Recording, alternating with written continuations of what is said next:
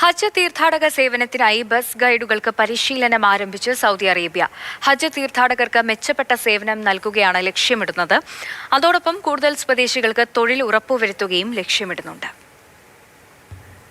ഹജ്ജ് സീസണിൽ തീർത്ഥാടകരെ സേവിക്കാൻ സൗദി പൗരന്മാരെ പ്രാപ്തമാക്കുന്നതിനായി മക്ക ചേംബർ ഓഫ് കൊമേഴ്സിന്റെ നേതൃത്വത്തിലാണ് ബസ് ഗൈഡുകൾക്കായി പരിശീലനം ആരംഭിച്ചിട്ടുള്ളത്.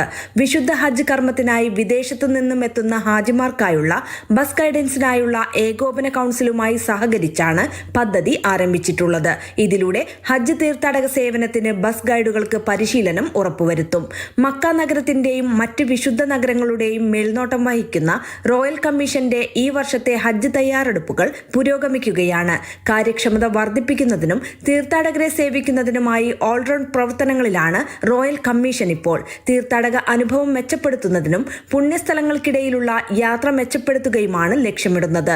ഉയർന്ന നിലവാരമുള്ള സംഘാടനം, സുരക്ഷ എന്നിവ ഉറപ്പുവരുത്തുന്ന പ്രവർത്തന സംവിധാനത്തിലൂടെയാണ് പദ്ധതി നടപ്പാക്കുന്നത്.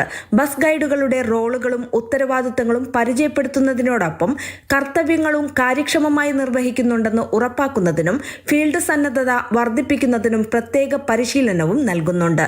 Mathrubhumi news, Mecca.